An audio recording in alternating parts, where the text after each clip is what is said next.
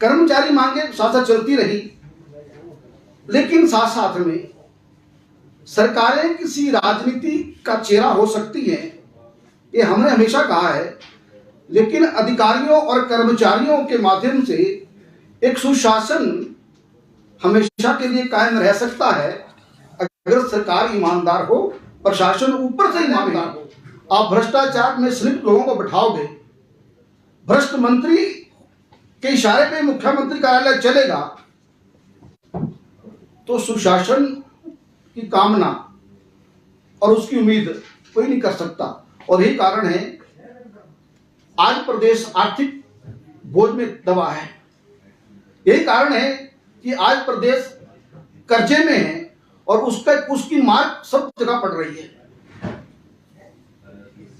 जो माननीय मुख्यमंत्री और उप मुख्यमंत्री जी के द्वारा ये जो रिव्यू, कुछ कामों को रिव्यू करने का फैसला लिया गया है 8-9 महीने पिछले फैसले सरकार के, ये बहुत स्वागत योग्य कदम है। हम तो ये कह रहे हैं कि पिछले 1.5-2 साल के सारे उन मामलों को सरकार रिव्यू कर ले, बहुत स्थिति साफ होगी।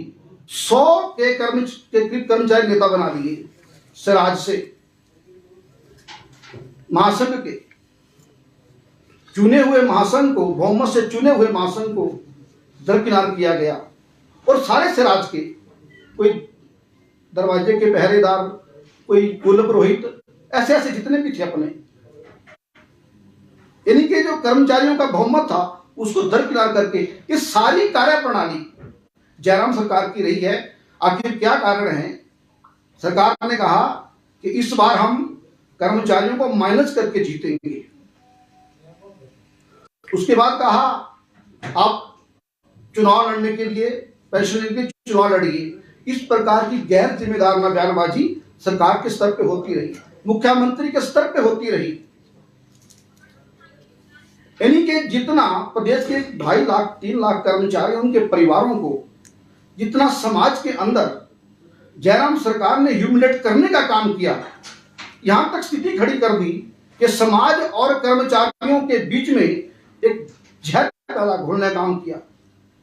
सोशल मीडिया के अंदर कर्मचारियों के प्रति जिस प्रकार की स्टेटमेंट आनी शुरू हो जाती थी, इस सरकार का एक षड्यंत्र था कि कर्मचारी वर्ग को, मजदूर वर्ग को किस प्रकार से समाज के अंदर डिमोरलाइज किया जाए।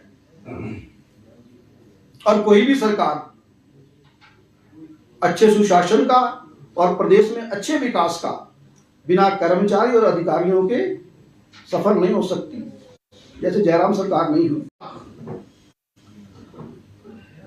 बजटीय असंतुलन इतना डिफरेंस क्रिएट कर दिया कि हर जगह मतलब एक सरकार चली समान साई की तरह, वहां पर लोकतंत्रिता सरकार नहीं चली। वो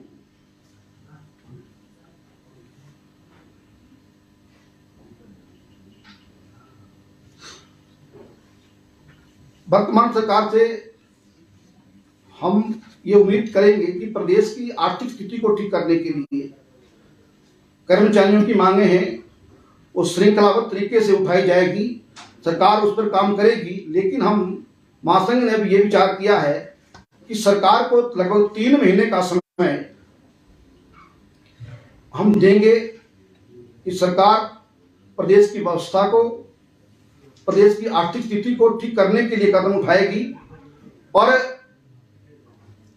कर्मचारियों की लंबित मांगे हैं, आर्थिक मांगे, पिछली बीजेपी सरकार ने, जयराम सरकार ने डीए को तोड़ के दिया, डीए ही को गुम कर दिया, सेंटर से हटके। कभी भी आज तक के इतिहास में नहीं हुआ है कि सेंटर से डीए की डेविएशन हो, हो ही नहीं सकती। इन्होंने डीए वहां से भी तोड़ के दिया। कर्मचारियों के एरियर को 2 साल तक उतनी लाइबिलिटी खड़ी कर दी आज प्रदेश के अंदर। अगर उस मैप पे कर देते तो इतनी लाइबिलिटी खड़ी ना होती। हमने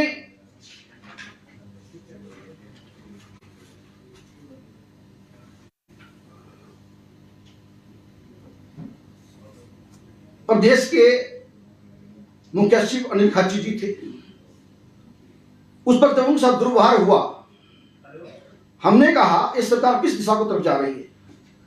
एक ईमानदार आईएएस, एक ईमानदार चीफ सेक्रेटरी प्रदेश को मिला है विजनरी, इंटेलिजेंट, उसके साथ उसको सरकार ने बर्दाश्त नहीं किया। ये रिफ्लेक्शन सारा ऊपर से नीचे तक एडवर्स होता चला गया, नेगेटिव होता चला गया, और जिसको आपने बिठाया उसको आपने रात रात को हटा दिया। यानी कि सरकार ने शुरू से एक मैसेज दिया कि ईमानदार लोगों की कदर सरकार में नहीं है।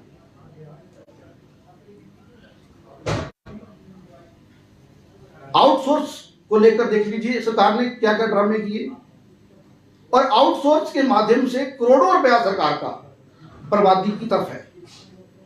सरकार जांच करे, अगर सरकार जांच करे तो सबसे बड़ा घोटाला साबित होगा आउटसोर्स प्रदेश के अंदर। सरकार के सीनियर मिनिस्टर महेंद्र सिंह ठाकुर ने जितना कर सकते थे उतना किया।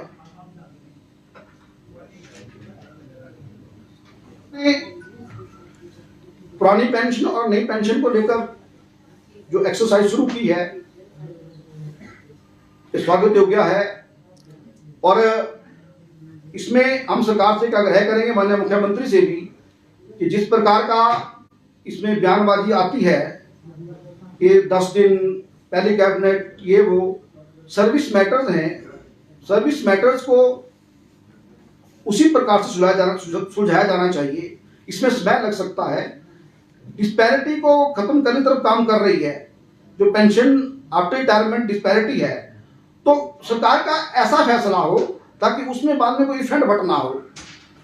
उसमें समय लग सकता है, कोई जल्दबाजी का काम नहीं है, लेकिन सरकार का फैसला बिल्कुल ऐसा होना चाहिए जिसमें बाद में किसी प्रकार का कोई क्वेश्चन खड़ा ना हो। और तबादलों को लेकर जैसे माननीय मुख्यमंत्री ने कहा है, बहुत अच्छी बात हमने कहा कि एक विजनरी मुख्यमंत्री प्रदेश को मिले, विजन के साथ, कि तबादलों को लेकर कोई भी फालतू का इंटरफेरेंस नहीं होगा। जो भी अनुभवी ईमानदार कर्मचारी अधिकारी होंगे, अनुभवी होंगे, तो उनको किसी राजनीति से ना जोड़ा जाए, उनसे काम लिया जाए। फिजूल खर्ची, गाड़ियों का दुरुपयोग, इन सब बातों पर अंकुश लगाने की बिल्कुल जरूरत है, क्योंकि ये सबका दर्द है कि बार बार जब कर्मचारियों के हक देने की बात आती है तो आर्थिक संकट का रोना रोया जाता है। इसमें सरकार को कम से कम पिछले ज्यादा 10 साल का तो व्हाइट पेपर इशू करना चाहिए कि कहां कहां आर्थिक स्थिति सरकार की गड़बड़ाई है। महासंघ का वर्तमान सरकार को, माननीय मुख्यमंत्री जी को प्रदेश हित में, कर्मचारी हित में पूरा सहयोग रहेगा। और जैसे हमने पहले कहा कि हम 3 महीने तक कर्मचारियों की कोई भी आर्थिक मांग को डेफर करेंगे। प्रदेश की स्थिति को ठीक करने के लिए सरकार का सहयोग करेंगे, और कर्मचारियों की जो मांगे हैं वो चरणबद्ध तरीके से सरकार के इस पर उठाने का पूरा काम दिखा। कोई दो राय नहीं, हम इस पर शब्दों में कहते हैं कि जयराम सरकार हिमाचल के इतिहास में सबसे निकम्मी सरकार रही है।